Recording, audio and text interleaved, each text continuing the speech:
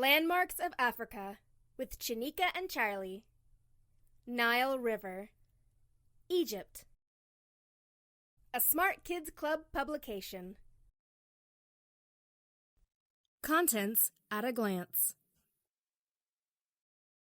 What is the Nile River? Hi, says Chanika. Hi, says Charlie. We're going to learn about one of the most famous rivers in the world. It's the Nile River, Chanika says. Most people only think of Egypt and the pyramids and the Sphinx and Cairo. But there's so much more to learn about this fascinating river. Chanika and Charlie are going to take us on a boat cruise. Cairo is the capital of Egypt, and Alexandria is another well-known city in Egypt through which the Nile River flows. And Alexandria sits on the Mediterranean Sea. So we start our trip in Alexandria, right? Asks Charlie. Chanika says, we won't see the Mediterranean Sea until the end of our cruise. What? Exclaims Charlie. What makes the Nile River different from almost every other river in the world? I don't understand, says Charlie. We are going to start at the source of the Nile River, says Chanika. Which is the Mediterranean Sea, right? Says Charlie. I have news for you, Charlie, says Chanika. Our cruise is going to start in Tanzania. What? Says Charlie. Chanika continues. Most rivers flow from north to south, like the Mississippi River in America. That's just one of many examples. But the Nile River is unusual because it begins about halfway down the African continent in the country called Tanzania. And it flows north until it passes Cairo and empties into the Mediterranean Sea. Some people call it the Nile River, and other people call it the River Nile. Either way is okay.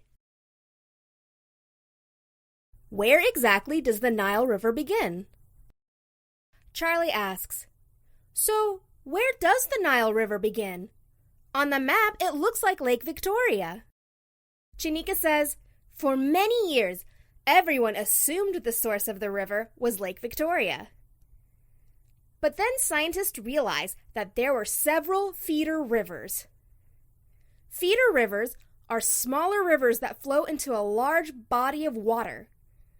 So the longest feeder river would be the source of the Nile, says Charlie. Chanika says, almost right. The longest feeder river is the Kagera River, which flows into Lake Victoria. So there were disagreements about the longest tributary of the Kagera River.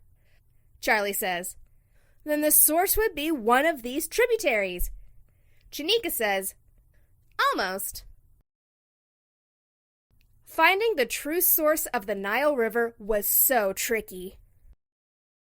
It wasn't until 2010 that the true source of the river was found. Explorers tried several feeder rivers.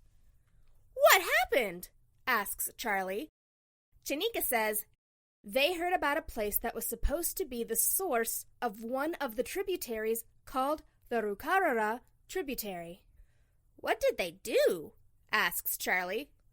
Chanika replies, the explorers hacked their way up a very steep forest mountain slope that was full of jungle vegetation, and suddenly they saw it, a flow of water several miles upstream. They had found the true source of the Nile River. 4,199 miles long, 6,758 kilometers. The Nile River. How many countries?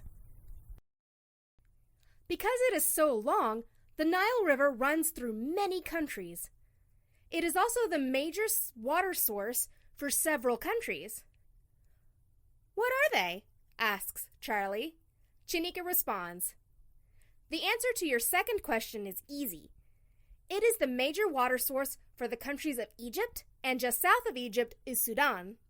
The answer to the first question is a little longer. Because it is so long, it travels through 11 countries.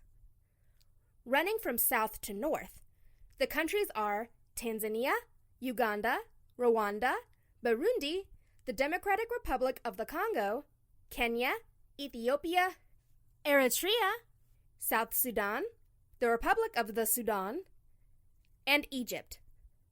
Charlie exclaims, "Wow!" How many major tributaries are there, and what are they? Chanika tells Charlie that the Nile has 2 major tributaries. He's a little confused, but he's thinking of the tributaries that flow into Lake Victoria. Chanika explains, there's the White Nile and the Blue Nile. Most people think of the White Nile as the main tributary of the Nile River. But more of the water of the Nile, about 80%, comes from the Blue Nile. It gets confusing, all of these Niles, says a frustrated Charlie. It seems like we are talking about 3 Niles. What's up with that? Blue Nile, White Nile, Nile, Nile, Nile. Chanika says the White Nile is longer and comes from the Great Lakes region of Central Africa, flowing through Tanzania, Lake Victoria, Uganda, and South Sudan. That's the first one to remember. Then there is the Blue Nile. It begins at Lake Tana in Ethiopia and flows into Sudan from the direction of the southeast. Charlie guesses. And I bet it's almost time for the Blue Nile and the White Nile to meet. That's right, says Chanika. The Blue Nile and the White Nile meet to form the Nile River, just north of Khartoum, the capital of Sudan. Any more Niles? Once they meet at Khartoum, the Nile River flows directly north to the Sudanese desert towards Egypt. Does it pass anything interesting before it reaches the Mediterranean Sea? Asks Charlie. Chanika answers, yes. The Nile, still heading north, passes some of the most interesting and important sites along the river.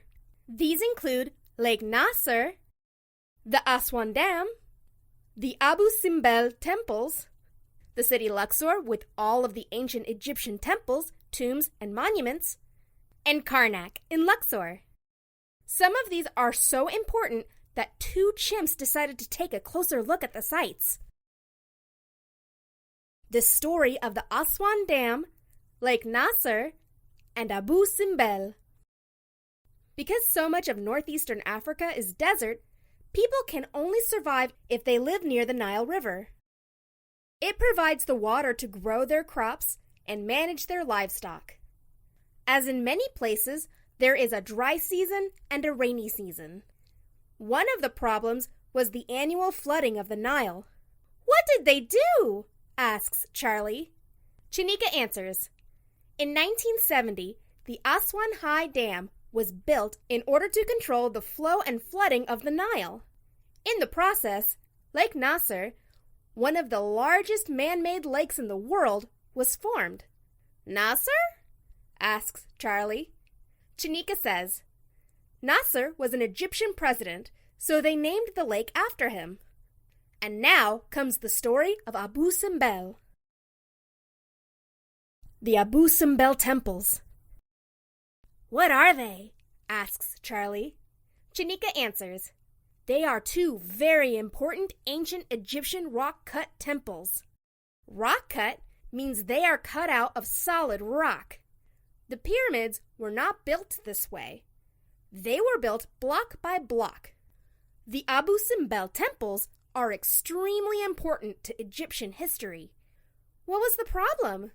Asks Charlie. When the Aswan was going to be built, the water from the resulting Lake Nasser would cover these historically important temples. Something had to be done. After all, Abu Simbel was and still is a UNESCO World Heritage Site. In one of the most incredible feats of modern times, the entire temple complex was moved to an artificial hill high above the Aswan Dam. Charlie says, so the temples were saved! Yes, agrees Chanika. Through modern technology, the ancient temples were saved. North of Aswan. The Nile continues flowing north past more of some of the world's most important sites. Charlie asks, "What are these?" Chanika answers, "The Nile passes the Karnak Temple, one of the most impressive temples of ancient Egypt, the tomb of Hatshepsut, the Valley of the Kings, where King Tutankhamun's tomb was found, and last but not least, the pyramids and the Sphinx." Charlie asks, "What's next?" Chanika answers, "The Nile continues north. It passes through the capital city of Cairo until it reaches the ancient city of Alexandria and the Mediterranean Sea." Interesting facts. Hapi was the name of the ancient god of the Nile. The Nile River is home to about 80 million people, or roughly 50% of the population of Egypt. The Nile discharges about 680,000 gallons or 3.1 million liters per second. The Greek word for valley or river valley is Nilios, and this is where the Nile receives its name. The Nile is only a little longer than the Amazon River in South America. The Nile holds 20% of the Earth's fresh water.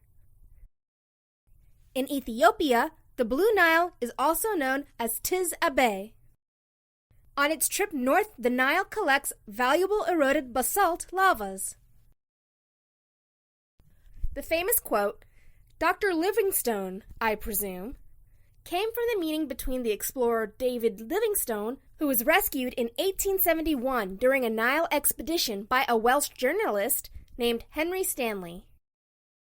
Stanley was one of the Europeans who confirmed that the Nile River was linked to Lake Victoria. Although the Nile flows north, it makes a strange turn as it flows through the Sahara Desert, where it suddenly turns southwest and starts to flow away from the sea for about 180 miles, 300 kilometers. Many of the famous Nile crocodiles live in the southern areas of the Nile.